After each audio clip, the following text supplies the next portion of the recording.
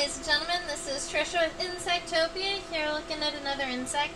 Last week we were, let's see, I forgot already. Oh yeah, last week we drew the net-winged beetle, and we were requested the eastern-eyed click beetle, or what we call Alaus oculatus. The other common name for it, the Elater. So, the Elater is another common name for the exact same species. This individual can be found, it's called the eastern-eyed click beetle, but it's found pretty much throughout the country from, let's say, like Texas and then east. Although it can also be found up into like Colorado a little bit and Nebraska maybe up there. So that's right about where we can find this species. So they are regularly found all over the place. The grubs, the immatures of this click beetle, are predatory, and they have been raised in captivity. And when they are raised in captivity, they were fed over 200 longhorn beetle grubs each. They're crazy predators. So that's something kind of fun about them. I'm going to call it the eastern-eyed click beetle, because that's what I always called it as a kid. It's what's in the Audubon Insectarium book, and then the Audubon ID, the insect ID guide. And then the species on this is Alaus oculatus.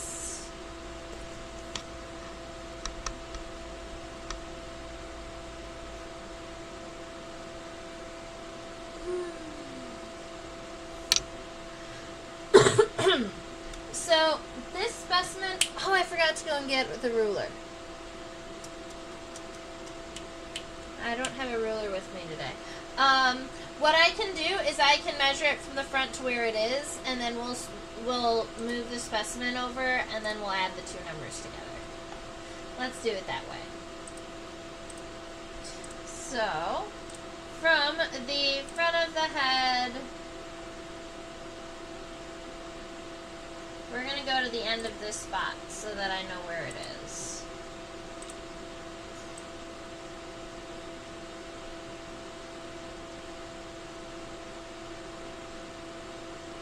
Alright, and now we're going to move the specimen without changing the focus so that the length is still correct.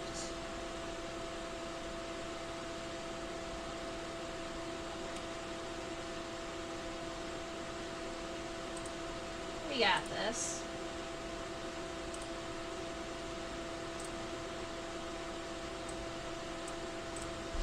Alright, 1.64 plus 1.33 comes out to 1.97 centimeters. That is close enough that I would say with human error we can call it 2 centimeters. It's, right?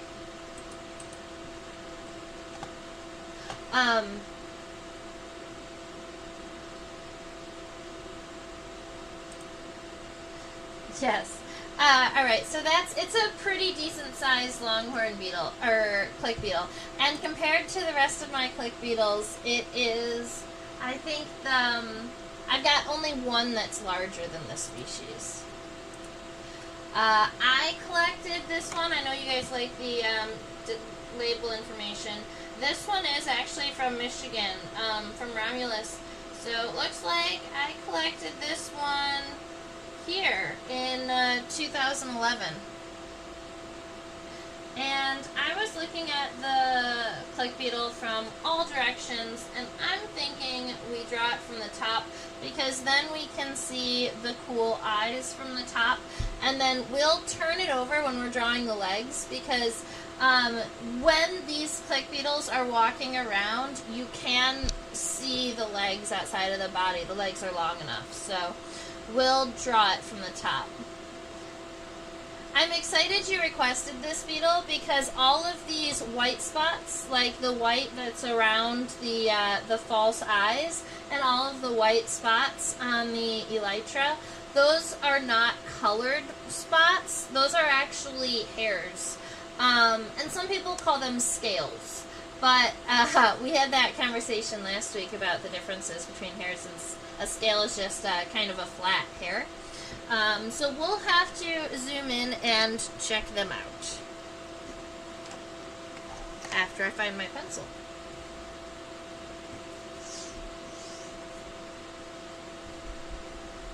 I dropped it. Okay, very good. Alright, so we are looking at our idolater from... Wait, was that 3 centimeters or 2 centimeters, says Hashi? And I think that you're right. I think that I failed to roll the number over. It was 1.64 and 1.33. So it would have been 3 centimeters, not 2 centimeters. Yes. Thank you, Hashi. 2.973.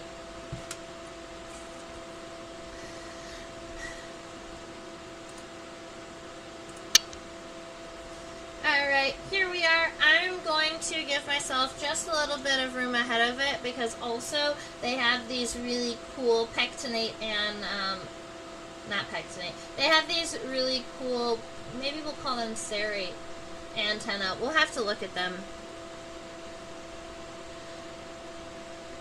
Alright, let's see. So for the top of the head here, before we zoom in and check out all of the individual details, I'm actually just going to start with, I want it to be more D-shaped, but there's this really obvious M in the center. So what I'm going to do is create 2 parentheses on either side, and then sketch in this M in the center. But maybe a little bit less pronounced.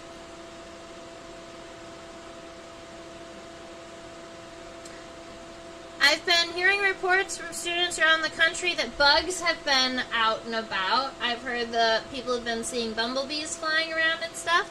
I'm so excited to be seeing bugs and my insects again in my region too. Alright, so that's where our head is going to start. But the head is actually pretty small in comparison to this next body part, which is the pronotum here. The pronotum has those downward-facing spines on the bottom of it. That's one of the characteristics that we're going to see in click beetles, or in beetles in the family Elateridae. So when you say the eyed elater, elater comes directly from the family name of these beetles. Alright, so the pronotum here is mostly bell-shaped, so I'm going to make sure that it stays nice and round on both sides. And then it is a fairly long body part here. I am kind of curious if I just measured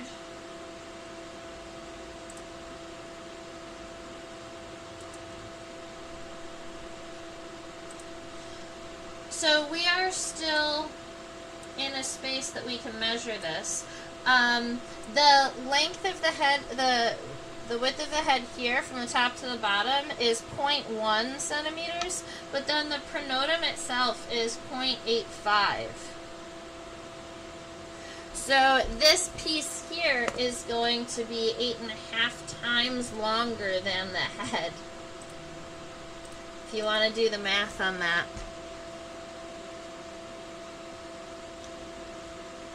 So these lines stay mostly perpendicular, and then once you get to the end, it flares out just a little bit, so that you have those downward facing spines. And then I'm just going to go ahead and give it this W shape here. Just try and make sure, your goal is to make sure that this wave stays exactly on the center line of your beetle here. So the lowest part, it should be right there on the center.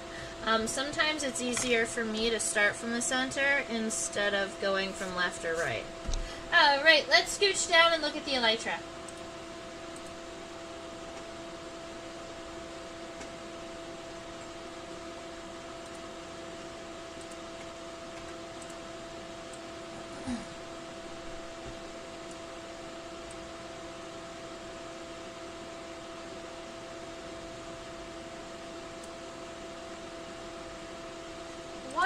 Question, would it be helpful if I left a 1 centimeter ruler on the microscope here? Is that even large enough to make a difference?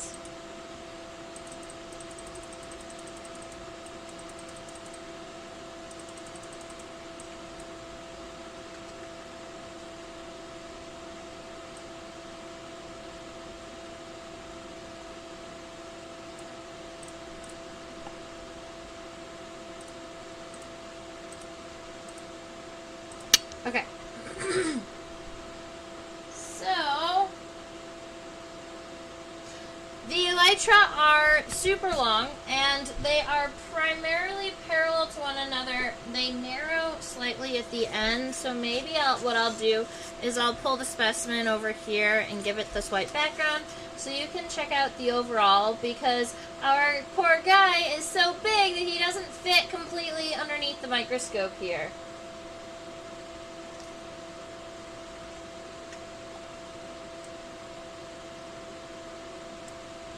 And get this so that it's not in the way. Alright, so that's our cute little friend. Alright, here we go. From here, the top of the elytra are this kind of round or heart shape.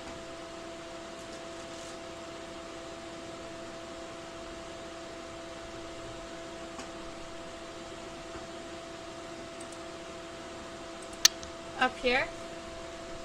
And then what I'm going to end up doing is making the elytra go all the way to the bottom of my paper, and then it still might not exactly be long enough. I started my head kind of big, but that's okay.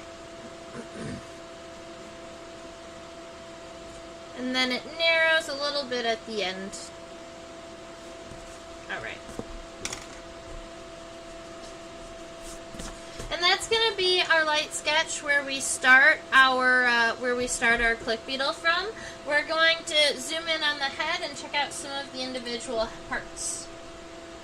The elytra look about twice as long as the pronotum. That is exactly that's about where I thought is the pronotum. Right about here, and then.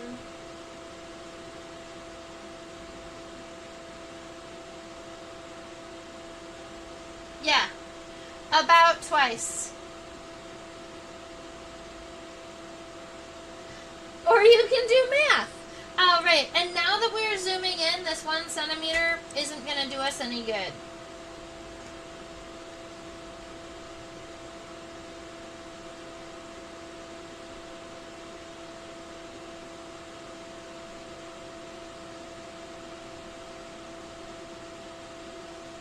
So this is the first time in this stream that we are getting zoomed in close enough that you can see these individual CD on the exoskeleton that give it this kind of really pretty white color. So there's that. Right here on the edges we have those compound eyes. So what I'm going to do is on both of these edges where we started the left and the right, just give myself kind of the opposite parentheses. And then what I always like to do is take it and go just a little bit over where we expected the head to outline, because you want to make sure that the compound eyes look like they're a little bit buggy, like they're a little bit bulged away from those compound eyes. And then I go ahead and erase these little sketchy lines inside that I don't need anymore. From here, the M shape is more distinct, so I had it a little bit kind of flat, I'm going to sharpen this line a little bit. So we're going to come right up here from the compound eye, up on both sides into this M.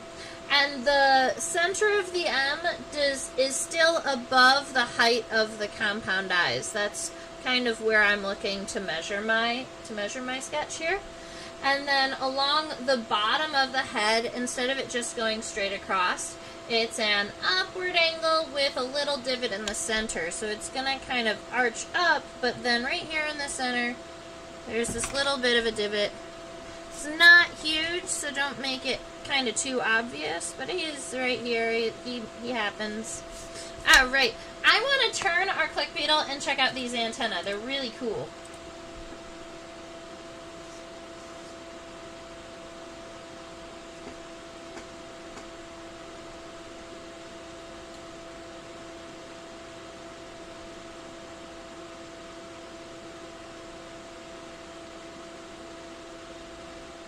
You have to pick a side. Yeah, she'll do this side.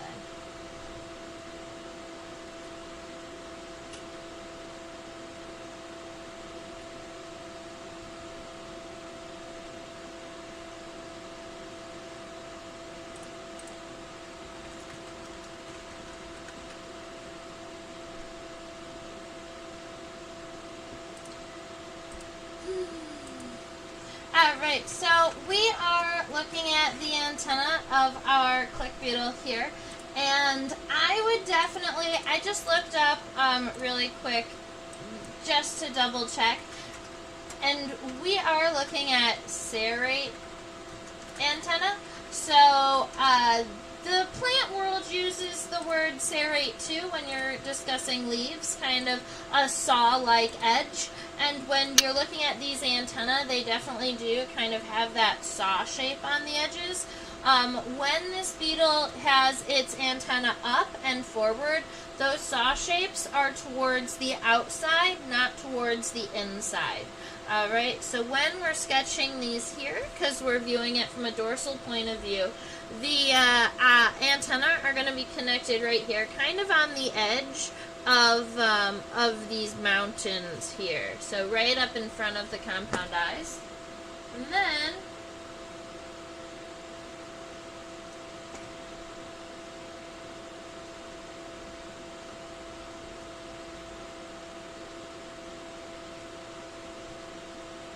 they do have a scape and a pedestal down here. So if you wanted me to give you all of the fun antenna words. Alright, here we are. It's the scape, the pedestal, and the flagellum. The scape is going to be your first segment here. It's a little bit wider. It's this segment here. It's this rectangle and it's coming down.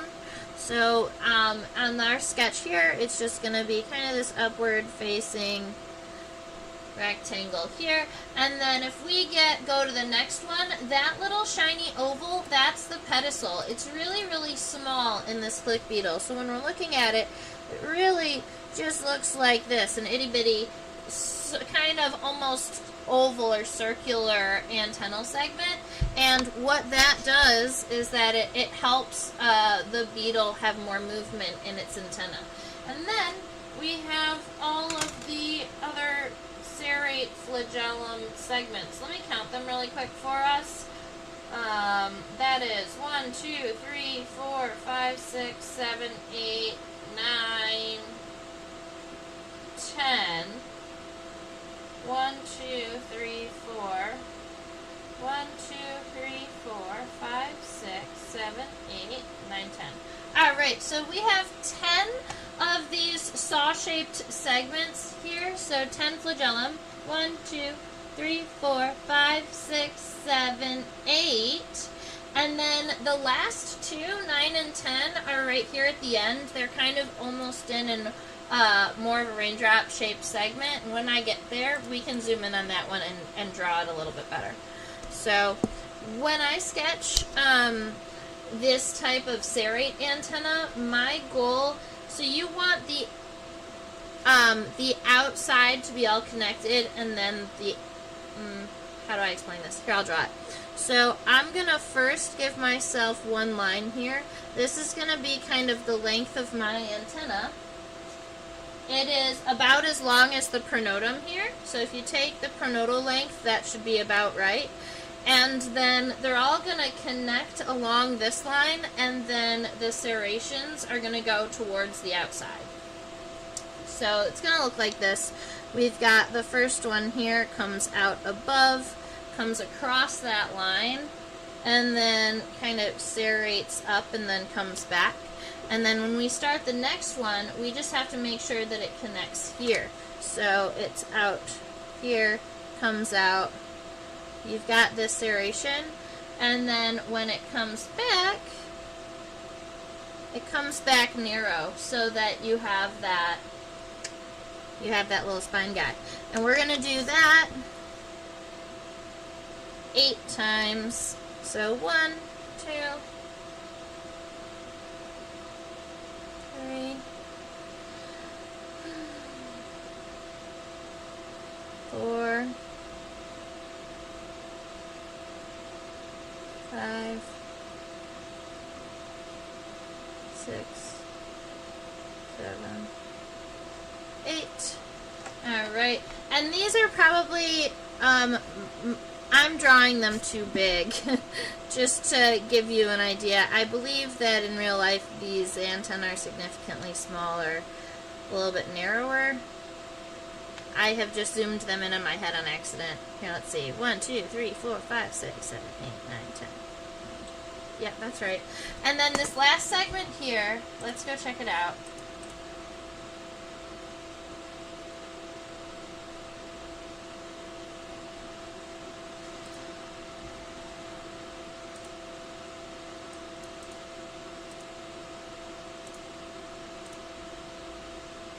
See if I can brighten it up a little bit. Here we are. Too bright. Okay.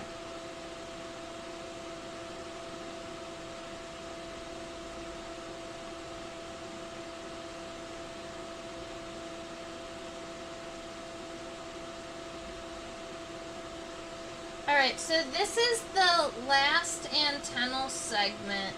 And you can see it's kind of round here, and it's mostly one, but I believe that right about here there's another kind of small segment at the end. And so when I'm counting 9, 10, that's what I was counting, was 9 here, and then 10 is like a little smaller one at the end. So we're gonna, if I was drawing it the same size here, I would go something like this, and then at the very end, just make sure that that is kind of 2 segmented at the end. Aww, this click beetle has such large antenna. I'm gonna look back and laugh at him. That's okay.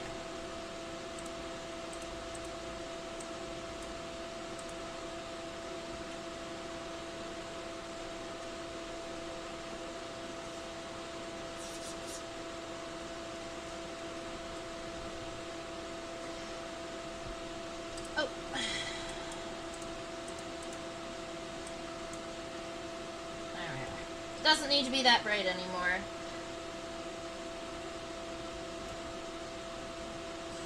Alright, here we go. So now we are looking at the pronotal shape of our Elater here. Those eye spots that are completely dark, they're just black like that because they are void of any of those CD here. Elater is faster to type.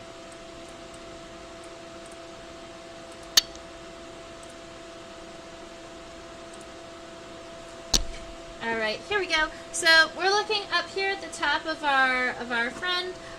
Coming on down, now that we're zoomed in just a little bit more, instead of it being very parallel, it does get just a little bit narrower when it comes down to those points here.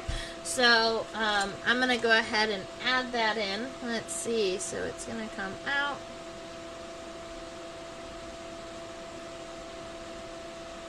And then the pronotum, instead of coming out, is going to be more coming in. That makes more sense to me anyway. Yep. I always like to double check that the center is right, especially when we're coming down to the pronotum, because having that little note there is going to help me with the in-between for the two elytra.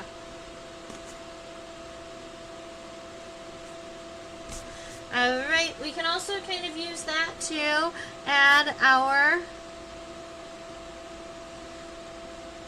perfectly symmetrical, hopefully, eye spots.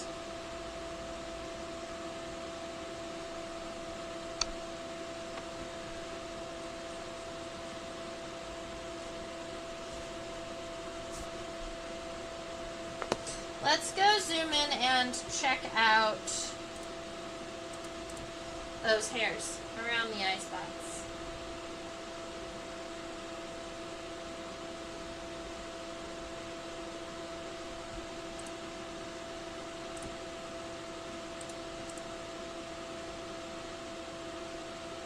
Oh, that's what they look like. Look how bright that is. So cool. So when you look at the outside of one of these click beetles and you zoom in, what you're seeing is it almost looks fluffy or furry. And in this region, I would not say that the eastern-eyed click beetle overall is setose, which is what our word for like fluffy or hairy, but I would say this region is setose. It is so fluffy.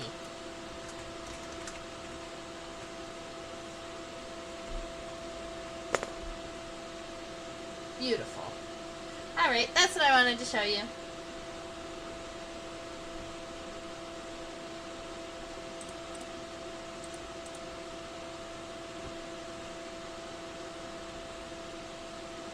I've switched over to manually controlling the lighting this week because it kept blacking out last week. It was kind of over auto-exposing itself and just turning off, so I figure I might as well try doing it myself this week. Plus, then we get really bright regions where normally it was like a little bit trickier to see. You know what, when we are starting to look at the outside of the elytra like we are now, you know, I always like to look at this scutellum, that little triangle. The scutellum is the little triangle in between the elytra, and I want to see what shape it is on this beetle. It is not triangular. That's what I thought. This is going to be more of a tongue-shaped elytra. So right here, tongue-shaped scutellum. Sorry, ladies and gentlemen, I'm just a little bit tired today. So right about here.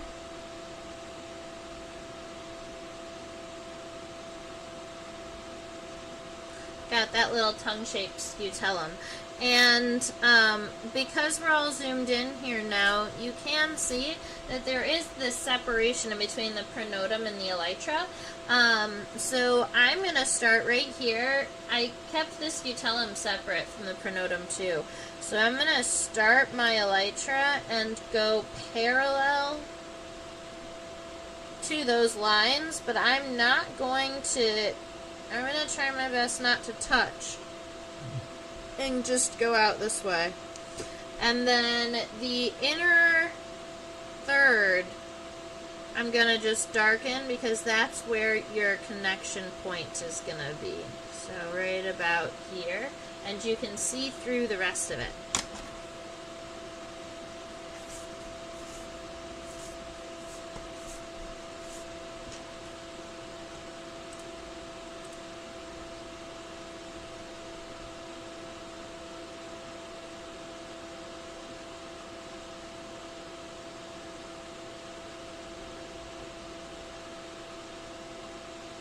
When I was young, growing up on a farm, I always used to collect the insects in the area and then feed them and call them pets and take them in and try and care for them, those types of things.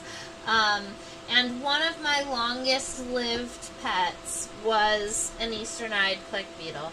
It lived for almost the entire summer. It was like 4 months or something. I was able to keep this cute little click beetle alive. Good memories.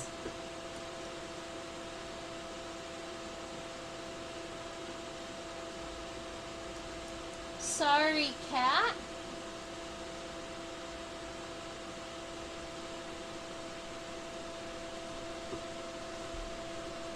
Alright, so here we are from the edges of our elytra, just coming down, and then we'll zoom down to see what the actual end here is. But I'm actually pretty happy with my outline here.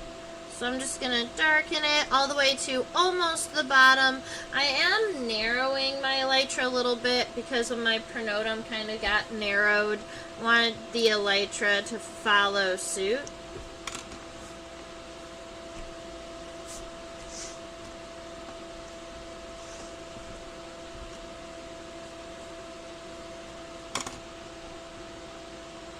Oh, the kitty was trying to type. Now that makes sense. I have unfortunately had to kick my cats out of my office space. It was twofold. One being that I have so many specimens sitting out right now. I didn't want any of the specimens to get injured by a cat jumping on the table. And the second reason is because I recently dropped a whole box of pins on the floor. So I'm afraid of them walking through and stepping on a mounting pin. So I have to deep clean before I'm allowed to have the kitties back inside. And those are the dangers of having an entomologist in the house, the pins in the carpet. I don't know how many of you have experienced that. Here we are. I can see the end of the elytra just fine here. They're not pointed, but I do want to note that they narrow significantly. The beetle that I have here does have the elytra kind of opened a little bit, but naturally they will fully close. And then just giving that nice straight line down the scutellum. Bloop, bloop, bloop, bloop, bloop. Yay.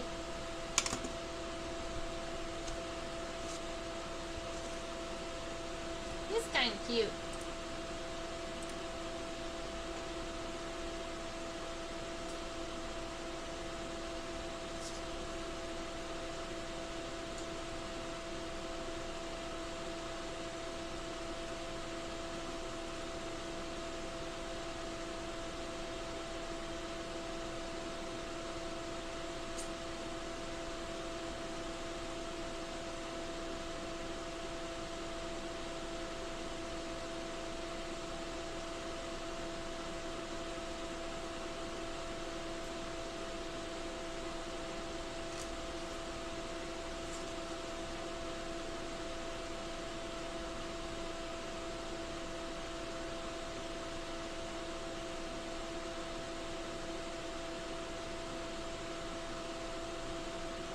Alright, so we can see most of the leg from this angle.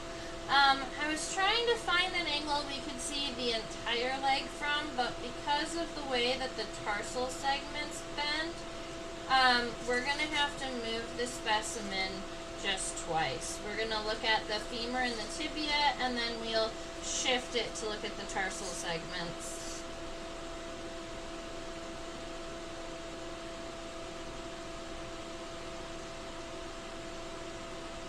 Same for people who sew, sewists.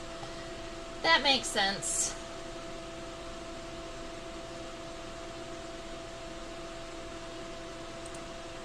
From this angle, the whole body looks setose because actually the bottom side of the body and the legs, they're all covered in this white hair too. Alright, so the front leg is connected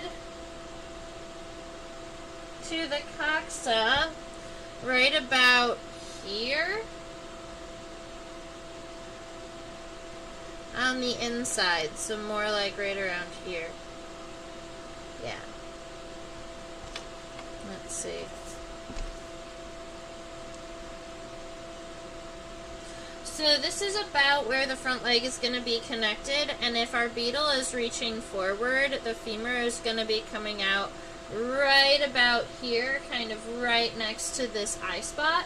And when we draw our femur, we want this tibia to be going up. So the outside line we want to be longer than the inside one, so that it's kind of angled this way, so that it's kind of pointing up already. And then for the tibia, you can see it's just a little bit longer than the femur. And these beetles can reach pretty well.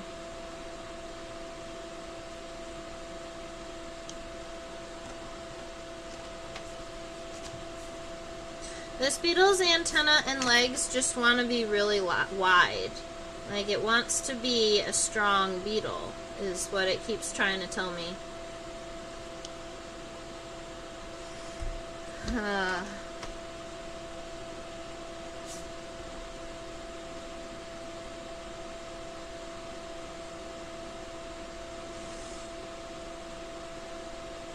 Anyway, so we have a femur and we have a tibia. And you know that I like to give you the words up here, so there we are. We have the femur, we have the tibia, and then if I shift this one more time, we can see these toe segments right about here. These are the tarsi. 1, 2, 3, 4, 5.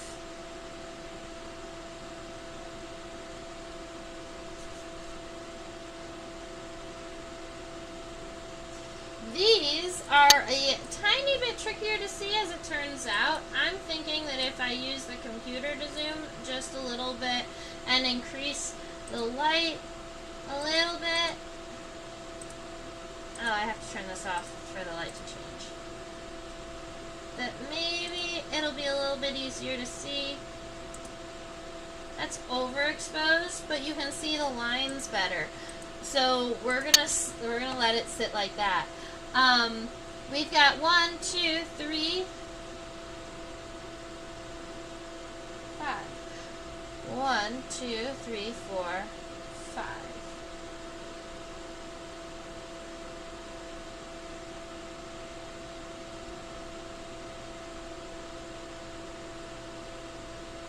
All right, so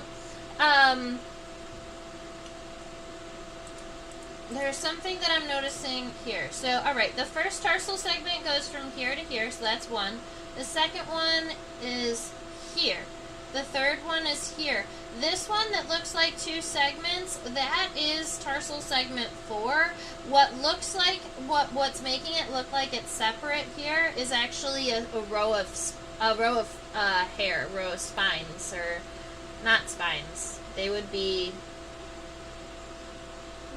kind of like thick hairs, kind of like bristles. I might want to call them bristles. And then this is the 5th segment here that comes all the way out. And this sharp, darker piece, that is the tarsal claw. And so the tarsal segment on this beetle is honestly not very long. In total, all 5 segments are about half of the length of the tibia.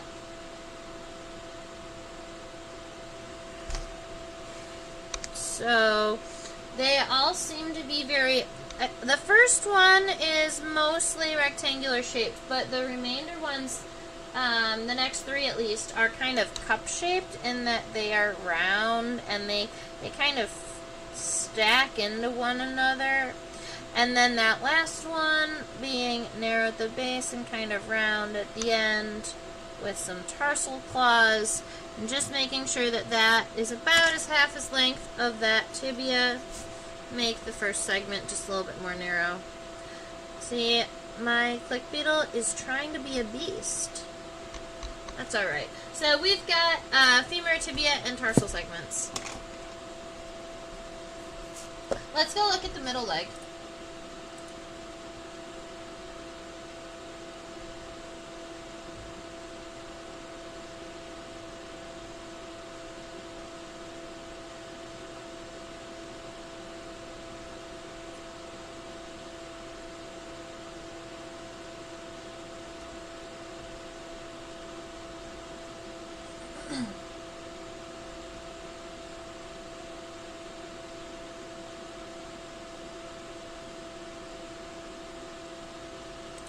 Why am I missing it?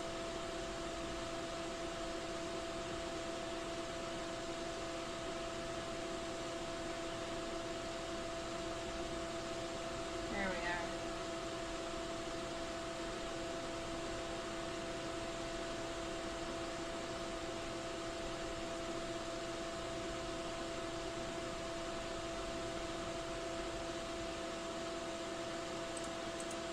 Alright, so on the middle leg, what's easiest to focus on are these 5 tarsal segments at the end. You have a femur and a tibia.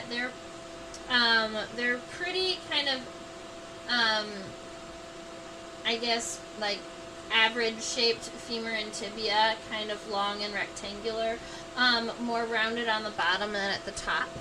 And this pair of middle legs, if it was walking, would come out right about here, kind of behind where your elytra starts. The femurs wouldn't be very long out here, and then our tibia would be coming back in this direction here, kind of narrow and then longer. Covered and seedy. And then you have these 5 tarsal segments. Now, in the middle leg, the first one had more cup-like segments. This middle leg has more triangular segments in this region rather than cup. So the middle tarsi, or the mesotarsi, are longer than the protarsi overall. So we're going to go, I'm going to turn off Terry so we can see the rest of it. 1, 2, 3, 4,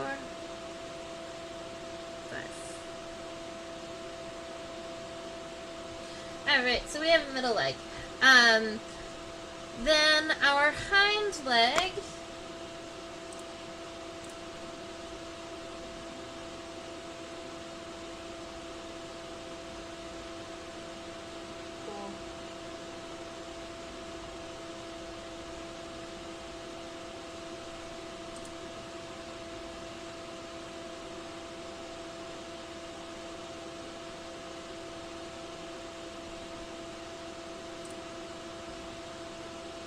Is here.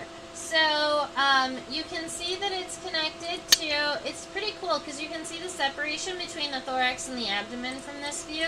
If you look right here, there looks like there's this little shelf, and that kind of is a little bit of a shelf. This whole piece right here that goes all the way across, that's the coxal plate. C-O-X-A-L. It's kind of like the hip bone, but it's because it's a beetle and it's a hind leg, instead of having just like a small coxal segment, they have an entire coxal plate that takes up the very end of their thorax. After that piece, this whole region here, that's where the abdomen is. So this is the leg that we're looking at. We're focused kind of right around here right now. We're gonna draw this little femur here, and then I can focus it down so that we can see the tarsal segments.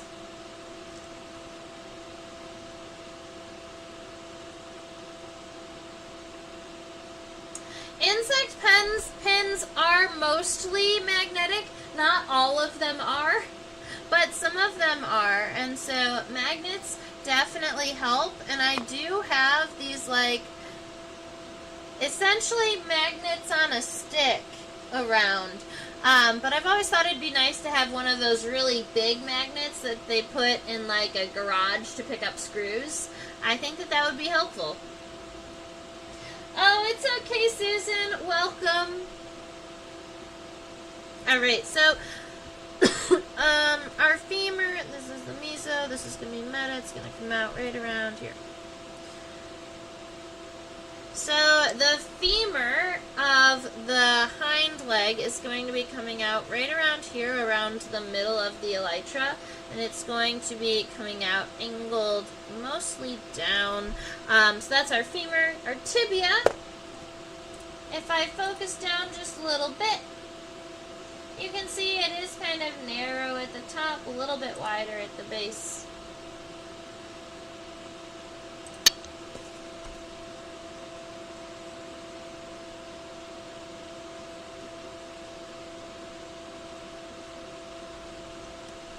Alright, and then for those hind tarsal segments,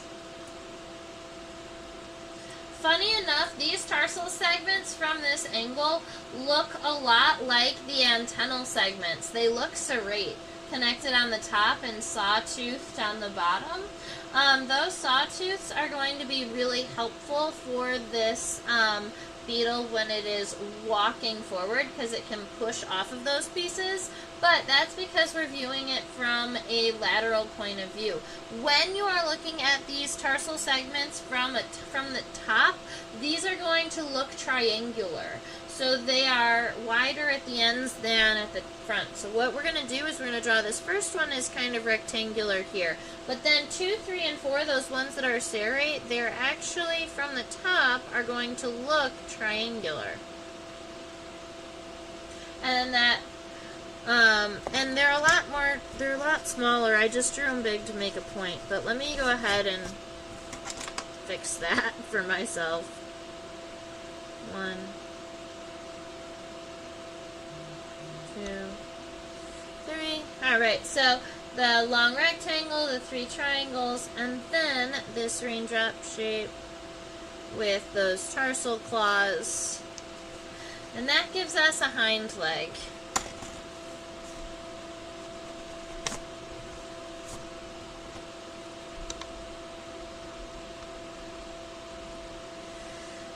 Some days I just want to make everything bigger than they should be. And I think that today was one of those days. That's okay.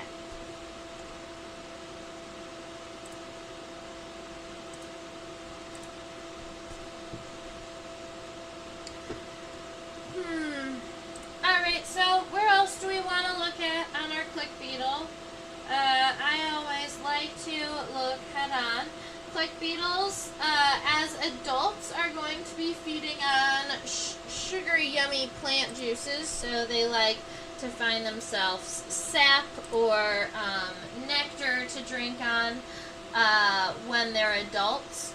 When they're grubs, they live under bark, and they predate upon other beetle grubs that are under the bark. So specifically, a lot of times longhorn beetles and longhorn beetles and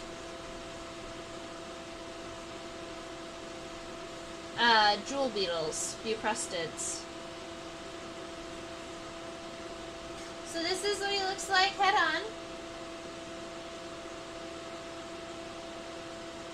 I wonder if I add just a little bit of light, if we'll be able to see the outline of the mandibles. Almost. Check this out.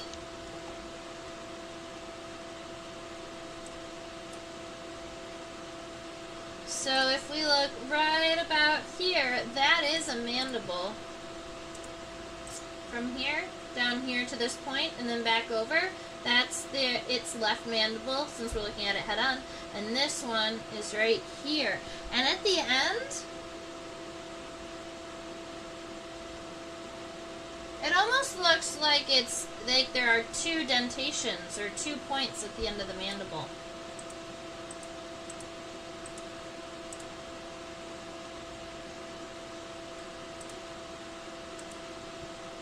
Is there any other questions about our cute little friend, the click beetle, or any other regions that you want to see or talk about? The other kind of fun thing about eastern-eyed click beetles is the fact that they are click beetles, so that they do click when they get on their backs. So if I put this beetle right about here on its back, I dim down the lights just a little bit again. Right. We can see that there is a little bit, there's a peg up here on the top that's on the pronotum, and then down here there's this little bit of a notch. And what happens is if this beetle gets stuck on its back, it's going to kind of fold its body and push against this little notch in here, and it has the ability to click. Kind of the same thing as snapping for us. And it'll click those two body parts, and it throws itself up into the air, and it will like spin, and it'll land on its feet most of the time. Sometimes it just clicks and throws itself into the air and then lands on its back again, and then it has to do that over and over again until it actually successfully lands on its feet and walks away. But if any of you have ever held a click beetle, the other thing that it will do is if it feels pressure on the outside of its exoskeleton, it'll click back and forth. Click, click, click, click, click, click, click. Because if it clicks fast enough while you're holding it, it can kind of wiggle its way out of between your fingers. And you know what? The hair that absolutely cover the pronotum and the elytra are hairs that can slip off. So if a predator has it in its grasp, those hairs kind of make it slippery. If they break off, you lose the traction and holding that beetle. So that's their clicking mechanism. They're the only beetle that's going to have anything like that. We can see that coxal plate we were talking about earlier right here. It comes all the way up here and then down. There's a little trochanter. That's what we have on this beetle. Are there any other regions of this beetle that we wanted to look at underneath a microscope? There's its tarsal segments at the end. Let's see. That's kind of a cute picture. It looks like it's clicking its heels. Like it wants to go home. It's kind of cute. Look at, it's clicking its heels.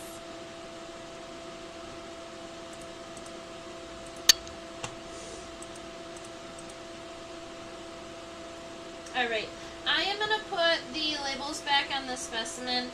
I have to take them off to show you the click, but it's totally worth it.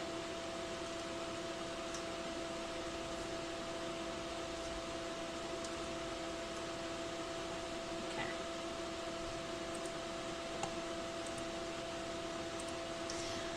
Alrighty, who eats them? Who eats click beetles?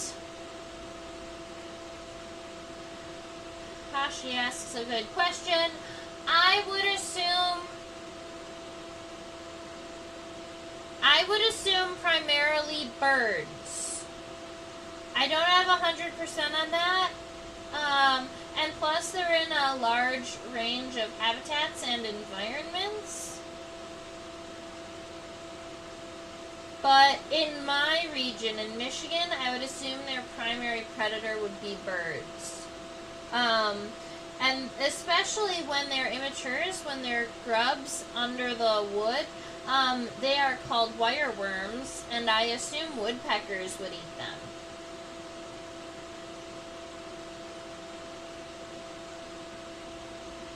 I bet in warmer climates, because they're also found in Texas, I bet you that they would also be eaten by reptiles like lizards. It's just that here in Michigan we don't have as many lizards that eat large beetles.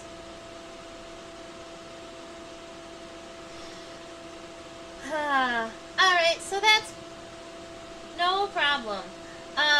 So that is our cute little friend here. I was looking at some of my insects and some of the drawings that we have and have not done in the past, And we have done a scorpion fly before, but it's been so long since we've done a scorpion fly, I almost feel like it would be cool to revisit one. So I was thinking we could draw a scorpion fly next week, unless anybody has another idea that they like more.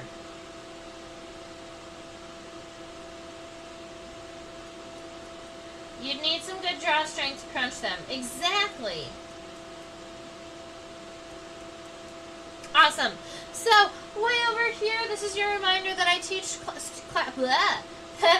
classes for students ages 5 to 8, 9 to 12, and 13 and up on a platform called OutSchool. If you use the link in the description box below, then you can get $20 of free classes, which means 2 free weeks to see if you enjoy classes with me. That is always a fun time. Now, over there is your reminder to subscribe. Those of you that have been chatting in the chat, thank you very much. You're already subscribers. To chat with me and ask questions, you've got to subscribe, but that's the only thing I ask. So feel free to hit the notification bell and or hit subscribe, and then the little bell so that you can get reminded when I go live. Way down there is the opportunity to send me a couple $1 tip if you enjoyed this class. I don't have any monetization turned on YouTube, so that is that's what I do. Just feel free if you would like to follow that to my PayPal. There is also a link in the description box if that is easier for you. My Facebook and Instagram tags are at Insectopia2015. Feel free to tag that on any of your drawings that you make on, when you post your pictures. And that's my email address. Feel free to email me at any time. I do my best to respond to emails as quickly as possible. I do absolutely love IDing bugs for people or seeing pictures from around the country and trying to figure out what they are. Those are things that are really interesting to me, and I love seeing what you are seeing when you are seeing it, So, for instance, people are already giving me reports of seeing bumblebees flying around, and it's exciting for me because it's going to be maybe another month before I see bumblebees flying, but it just means that they're out there and around. And last weekend I was in Tampa, Florida, and there were monarchs. I saw monarchs in Tampa, Florida last week. I knew that they would start flying up in the springtime, but I didn't realize that they would already be in Florida in the beginning of March or the end of February.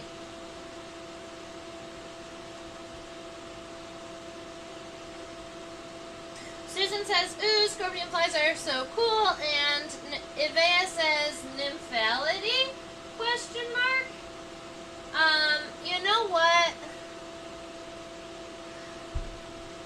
We will do a nymphalid after the scorpion fly. I'll make a little note of it. I will find one of my specimens that I like, and we can draw a nymphalid.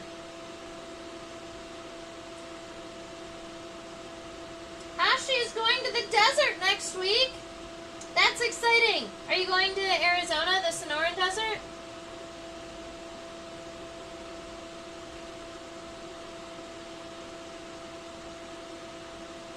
Wow, will those... No problem, Avea. Will those monarchs breed in Florida? I expect that they will. That they're going to breed in Florida. I don't know. It just seems like they shouldn't be in Florida yet. That's all.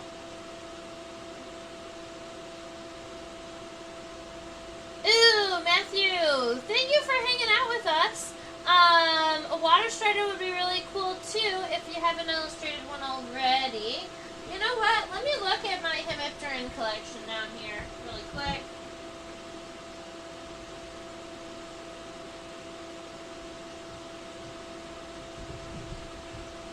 I do have a water strider that we can sketch. It's not the best, but we have one that we can look at. So, and also, in the next couple of weeks, there should be aquatic insects out that I can collect, so maybe I'll see one. That would be really cool. Death Valley? Oh, that's so cool. I have not been there before.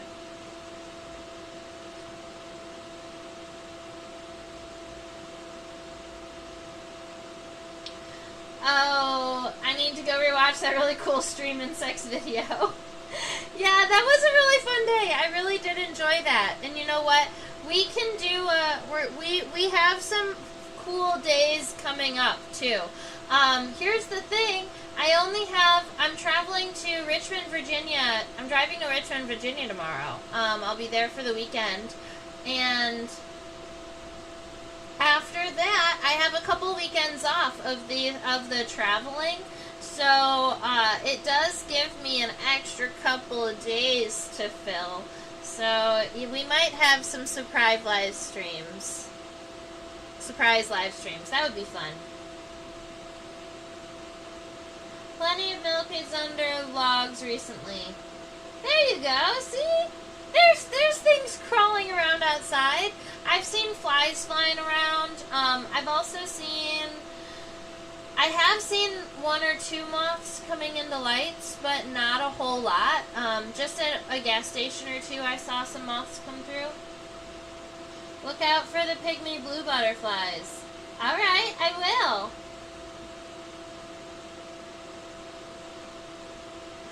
Alright, I hope that you all have a fantastic rest of your day, and I will see everybody next week. Alright, stay buggy. Bye.